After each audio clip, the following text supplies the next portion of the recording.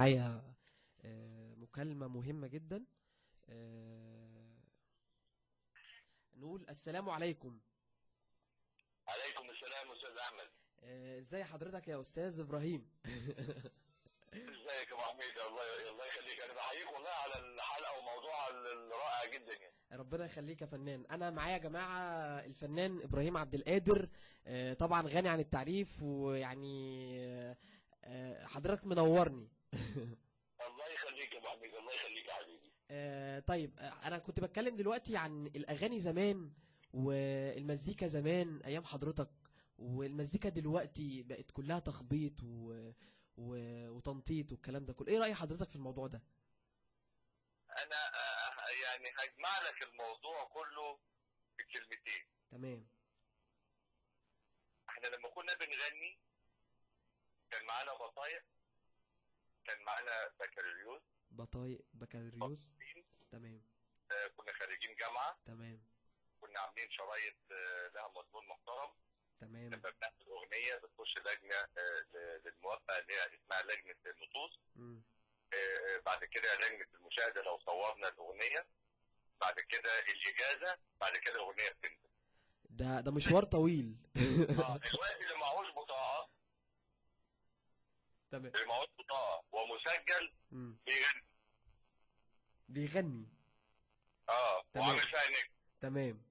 ومصدق نفسه. تمام. فالعيب هنا مش على اللي بيغني ولا على اللي بيسمع، العيب. العيب على دولة، مم. على دولة وعلى إعلام وعلى أجهزة رقابية عندها قوانين في دستور، من أول دستور 52 تمام. يجرم اي عمل فني فاسد ممكن يؤدي الى افساد الذوق العام. و انما الايام دي دول تعرف انا بسميهم المحظورين، جماعه المحظوره. على فكره مش الاخوان المسلمين بس الارهابيين هم المحظورين، تمام. لا، كل مم. من يفسد بهذا الوطن هو محظور. تفتكر شرفاء هذا الوطن. تفتكر حضرتك يعني هم السبب في الموضوع ده، ولا المنتجين، ولا المجتمع؟ والله اقول لك حاجه، انا لازم اعترف ان فيهم اصوات حلوه، تمام. انما ما لقوش الواجهه ولا لقوا الاعلام اللي يستوعبهم، تمام.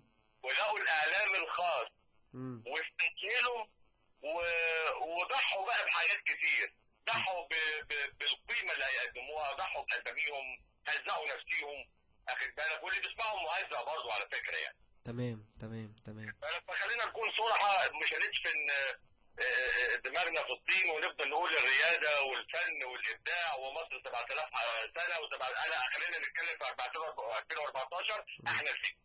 طب ايه رأيك حضرتك في المقولة اللي بتقول ان تعرف حضارة المجتمع من المزيكا بتاعته او ثقافته، بتعرفه من اه. ثقافته عموما. تمام. طبعا من سلوك المرور، من سلوك المواطن في عربيته وهو ماشي في الشارع، امم. من تصرفاته. احنا حتى الدين بتاعنا، الدين الإسلامي يقول لك الدين المعاملة. امم. مهم تكون مسلم على قد ما انت مهم انك تتعامل بهذا الاسلام، تمام. تكون واضح في معاملتك، يا اخي حبب فيك الناس.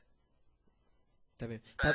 يعني دي رساله لكل الموجودين، يعني انا بقول لك فيهم اصوات حلوه، تمام. دي نفوس واضحه، بس برضه هم مظلومين، هم يعني مظلومين. هم يعني متهمين ومجني عليهم في نفس الوقت. طب يا فندم، يعني طيب حضرتك بصفتك قدوة لينا وقدوة لناس كتير، ايه دورك في الموضوع ده؟ حضرتك ممكن تعمل ايه؟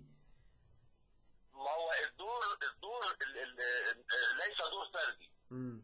يعني انا لو غنيت البوم واقول لهم ده المثال اللي هو يعني تحتذوا بيه، مش ده الحل. الحل ان الدوله عليها دور كبير قوي. انا ربنا يكون في عون مصر، ربنا يكون في عون كل مسؤول هيجي وكل رئيس جمهوريه تمام. هيجي. انما المشكله ان يعني هو موجود في الدستور الجديد مم. هذا الكلام تمام. موجود، انه يجرم اي عمل يفسد الذوق العام. تمام. تمام. يعني انا بشوف اعمال بتدعو الى الفحشاء، بتدعو مش بتنبذ. صح. صح. بتدعو. طب ايه رأيك بقى في إلغاء فيلم حلاوة روح؟ يعني زعلت ولا ولا فرحت ولا ايه؟ لا انا هقول لك حاجه، انا فرحت لسبب تمام. وزعلت لسبب. مم. انا فرحت ان حسيت ان بدات تكون في دوله، بدات تكون في رقابه، بدا انه يكون في مسؤول بيخاف على الذوق العام. لان السينما مهما كان الابداع لا يؤدي في طريقي الى اني اؤدي بابداع ان انا اوصل لمناظر وايحاءات جنسيه وقصه هي اصلا قصه يعني جايه من بره. فانت العالم الغربي بالنسبه لنا مش كل قصه صح. في اوروبا او في السينما العالميه ينفع انها تتعمل هنا، تمشي مع مجتمعنا، ما ينفعش. صح. تمام. ما ينفعش. مم. جايز المزيكا ممكن لان ما فيهاش منظر وما فيهاش، هي مزيكا والله عجبني ما عجبنيش براحتي. انما ان انا ادعو الى يعني حته طفل والتحرش يعني قصه غريبه قوي. مم. طب انت عايز تقول ايه في الفيلم؟ ما انا برضو انت عامل الفيلم ليه؟ ما هو كل حاجه كل عمل له هدف. صح صح. عامل الفيلم ده عايز توصل لايه؟ تمام. انا قعدت ادور على بند واحد ايجابي ما لقيتش الا انه منتج عايز يكسب على جزء المصريين وعلى اصدار الذوق العام واثاره الغرائز وافساد مجتمع وافساد طفل. يعني الطفل يقول لك الله اشمعنى ده بيعمل كده، يعني بيفتح عينين الطفل على حاجات غريبه جدا. ونرجع نقول الشارع فيه ارهاب وفيه تحرش، طب ما تبصوا ايه السبب؟ الذوق العام. رجعنا لورا شويه نرجع للتعليم بقى، نرجع للتعليم ونرجع للدين. هو الدين لازم يكون اخواني؟ لا، الدين تبقى ماده. احنا كان ايامنا الماده التربيه الدينيه كانت ماده سقوط ونجاح. صح. شكرا. دلوقتي التربيه القوميه معنى الوطن راح من الشباب ومن الجيل. يعني ايه كلمه وطن زي ما غناها محمد فؤاد؟ تمام. الوطن حاجه مهمه جدا، ومش الوطن او مش اننا نحارب اي غزو بالسلاح وبالمناورات العسكريه، لا، في غزو ثقافي وفني بيغزو مجتمعنا وبيؤدي الى افساد زي غزو المخدرات والترامادول والبانجو والحشيش كل ده غزو، كل ده غزو. مش مستوعبين. الموضوع بقى فعلا صعب، وموضوع بقى يعني بيكبر مننا كل شوية طيب حضرتك بقى نستغل حضرتك كده وانت معانا على الهوا. قول لنا ايه اخر اخبار حضرتك بصفة حضرتك يعني رمز من رموز الفن في مصر. ربنا يخليك حبيبي. هو الحمد لله انا لسه النهارده يعني مخلص اول اغنيه من البومي. تمام. الالبوم الجديد. انا عامل حوالي 16 اغاني في الالبوم. تمام. عامل تجربه مع شباب جداد. ايوه. جدا جدا ما عملوش اي فن. تمام. وحسيت انهم اولى بهذه التجربه لانهم هيزيدوني نجاح وهم يبداوا مع يعني اسم بسيط زي ان هم يشقوا طريقهم، وده واجب ودور على كل فنان.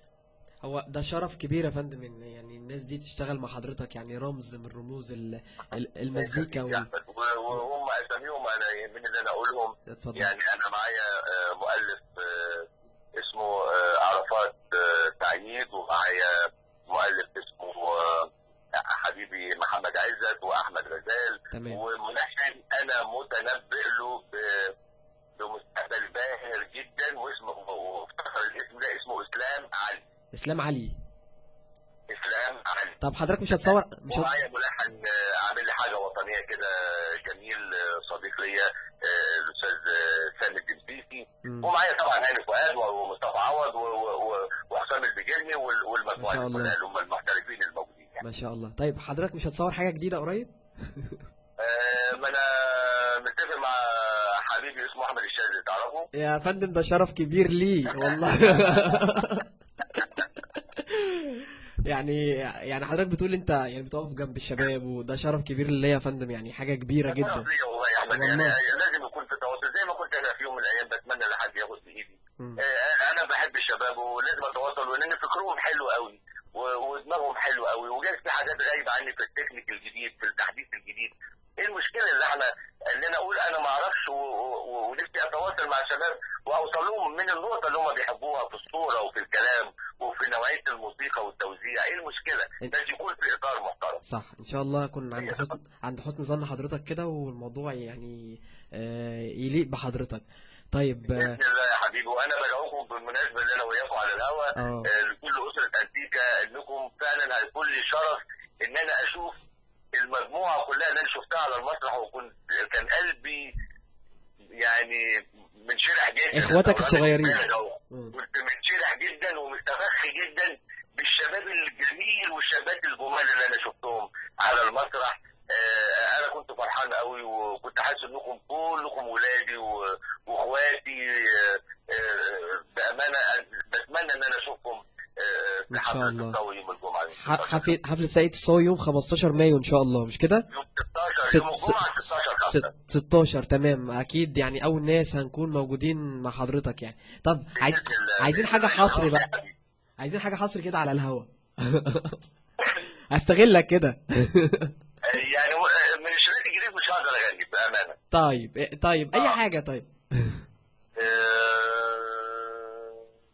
هقول لك طرف حاجه انا بحبها قوي، مع انها مش اغنيه ليا، يعني هي مش اغنيه ليا. تمام. انا ما بل اكون انسان على الهاب، انا ما بل اكون عاي ومش عاي. ايمان البحر درويش طبعا من الناس المحترمه قوي، وهو صديق عزيز، وربنا يديله الصحه يا رب، وتستقيم امور النقابه ان شاء الله. الفنان ابراهيم عبد القادر، انا مبسوط جدا من مداخله حضرتك دي، وشرف ليا اللي حضرتك كنت معايا على الهوا، ومبسوط جدا، واكيد انا وغيري والناس اللي بتسمعنا استفدنا من حضرتك كتير.